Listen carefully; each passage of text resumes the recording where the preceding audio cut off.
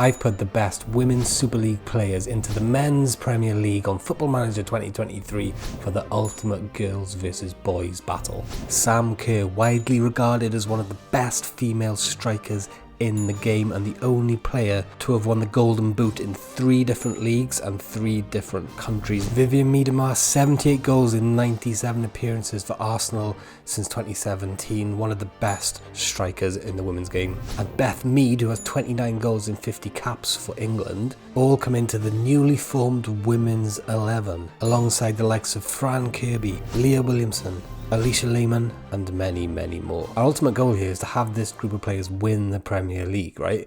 Or at least avoid relegation. I've set each player up fairly generously, and I've actually scouted each player using the super scientific method of YouTube highlights, filled in their attributes but absolutely nerfed their physicals. With the fastest woman player getting 15 pace, the strongest woman player getting 13 strength, for example, because as we know, biology is different for men and women, right? It's a fact. So with that, I hired ourselves a suitable assistant manager and loaded up a tactic that would suit our players.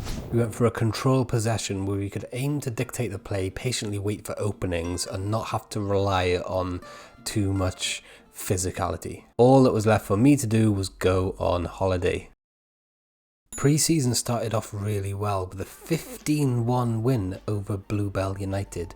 Hat-tricks from Lauren Hemp, Beth Mead and Sam Kerr. The Women's 11 went into their first game in the Men's Premier League in good spirits, and we drew 1-1 away at Leeds. Rodrigo saving Leeds' blushes on the 87th minute after Magdalena Eriksson scored after 13 minutes in. We topped that off with a 3-1 win at home to Southampton, Leah Williamson scoring in the first minute, then Beth Mead and Vivianne Miedema rounding off the win.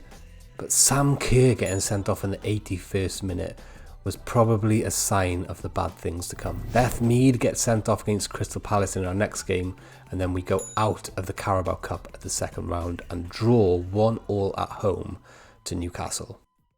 Aston Villa men's against the Women's 11 would see the battle of the century, where ex-lovers Alicia Lehmann and Douglas Luiz would pit themselves against each other on the field of battle. This time, Douglas Luiz coming out the winner, with Aston Villa winning 2-0 against a really underperforming Women's 11. But Leah Williamson only had a 5.9 out of 10, and Alicia Lehmann herself got a 6.8. Douglas Luiz put in a really strong performance here with a 7.1 out of 10. Aston Villa would be set to visit the Women's 11 stadium on the last day of the season.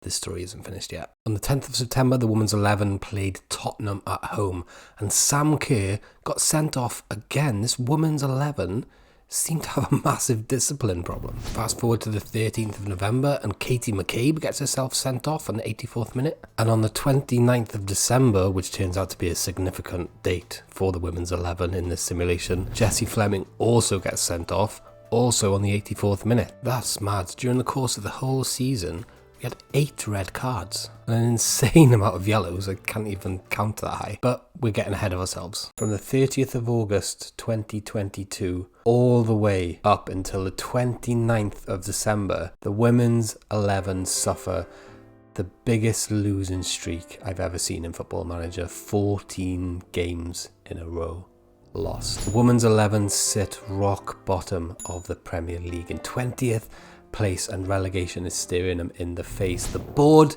turn around and decide to sack the manager. Me.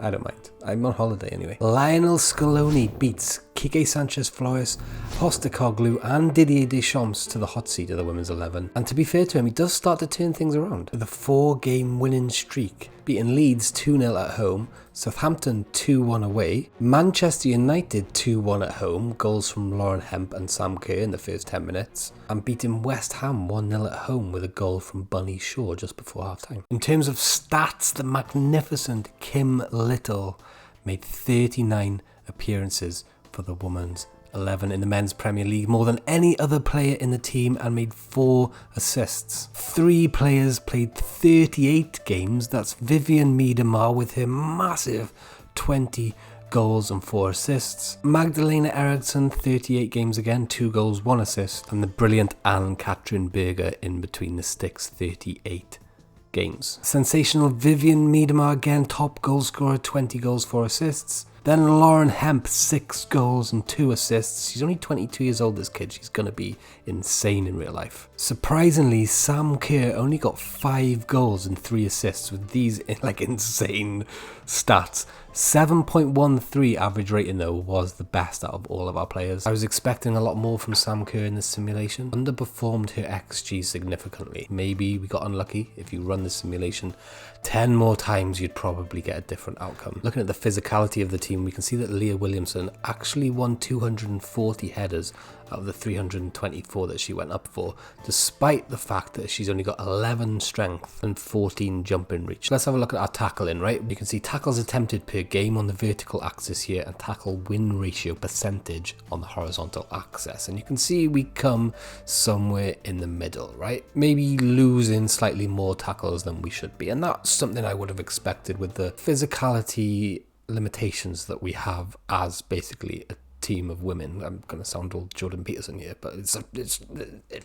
thing. Ex-Lovers Derby is played out as the last game of the season in the Women's 11 Stadium. This time Alicia Lehman is benched in favour of Honor Battle, the brilliant Honor Battle by the way, whose defensive prowess is probably preferred by the manager in this game, and Douglas Louise starts and plays well for Villa again. They win this game 3-1 and Douglas Luiz wins the battle of the ex-lovers categorically. The real piece to resistance from Scaloni though comes with a 3-1 win at the Etihad. Vivian Miedema makes it 1-0 after 19 minutes. Kyle Walker comes back with a 29th minute goal, but after half-time, Sam Kerr shows her quality and Lauren Hemp rounds off this historic win. There's a twist in the tale. To pull off this fantastic win, Scaloni dipped into the transfer market in January and bought himself a man.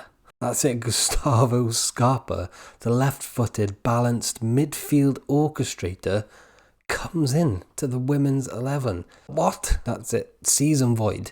And what's even more crazy is Scaloni sold Beth Mead to Liverpool for £16.75 million, where she ended up playing up front in the Men's Champions League against AC Milan. But not only that, Scaloni also sent Ella Toone, the amazing Manchester United striker, out on loan to Brentford, and the absolutely insane transfer, Fran Kirby, with these amazing stats, to Tottenham for 15 million quid. She went on to play in centre midfield for Antonio Conte's Tottenham alongside Basuma mostly, just behind Kane and Son. Despite this crazy transfer market, Scaloni managed to save the Women's 11, with them finishing 5 points outside of the drop zone, having won 9 games, drawn 10 games and lost a massive 19 games and a minus 27 goal difference. What I'd like to see is the XG table, because we haven't scored as many goals as I wanted to score, and by the look of it here, it's because we didn't create enough chances, right? Only an XG of 42 over the whole season, which is third from bottom, so we actually overperformed, like not getting relegated, to be honest. Especially when you consider our expected goals against was 70, higher than any other team in the league. Dead bottom.